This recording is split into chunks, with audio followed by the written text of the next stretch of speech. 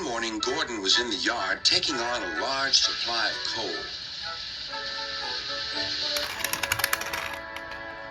"That's the third load of coal you've had today, Gordon," said James. "Some might say you're being rather greedy."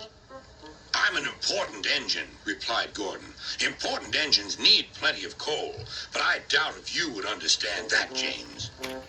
James snorted and went about his work. Later, Gordon was taking on water from a standpipe because the water tower was under repair.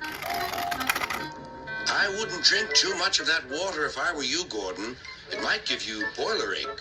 "Pah," said Gordon. "What's this, educating Gordon Day? First James, now you, Duck. Big engines have big needs. Little engines are just annoying." "Don't say I didn't warn you," laughed Duck. Later, Gordon steamed into the yard at the big station.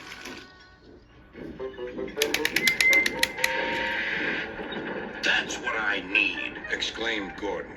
There, emerging out of the sheds, were two shiny tenders. "Now, if I had two tenders," said Gordon, "I wouldn't need to stop so often, and I wouldn't have to listen to silly little engines." "Those tenders belong to a visitor," replied his driver. Diesel sidled up alongside. "Everyone knows that tenders are a mark of distinction, but I'm afraid that no amount of tenders will save you in the end. We Diesels are taking over, and we don't need tenders to make us important, not even one." Gordon was most upset. He was feeling just the same next day. "I'm not happy." "I know," said Duck. "It's boiler ache." "It's not boiler ache," protested Gordon. "Of course it is," interrupted Henry. "That water's bad. Have a good washout. Then you'll feel a different engine. Your boiler must be full of sludge." "Don't be vulgar," huffed Gordon. He backed down onto his train, hissing mournfully. "Cheer up, Gordon," said Sir Topham Hatt. "I can't, sir. Is it true what Diesel says, sir?" "What does he say?" "That Diesels are taking over." "Don't worry, Gordon. That will never happen on my railway." "One more thing, sir. Why did the visitor have two tenders?" "Because he lives on a railway with long distances between coaling depots." Gordon felt better. But Henry started complaining. He banged some cars angrily.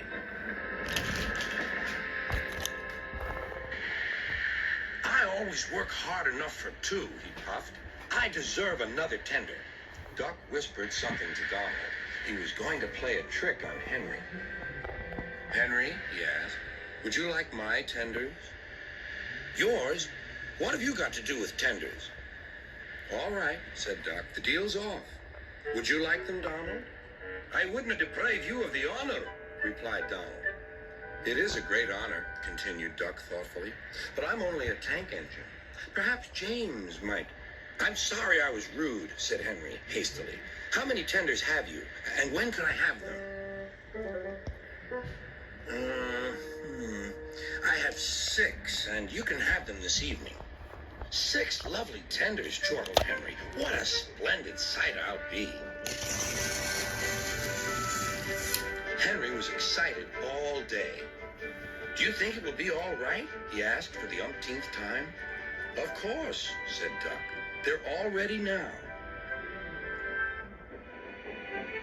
The other engines waited where they could each get a good view.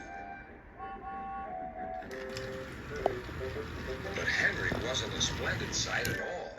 His 6 tenders were very old, dirty, and filled with boiler sludge. "Had a good washout, Henry," called a voice. "That's right. You'll feel a different engine now." Henry was not sure, but he thought the voice belonged to Gordon.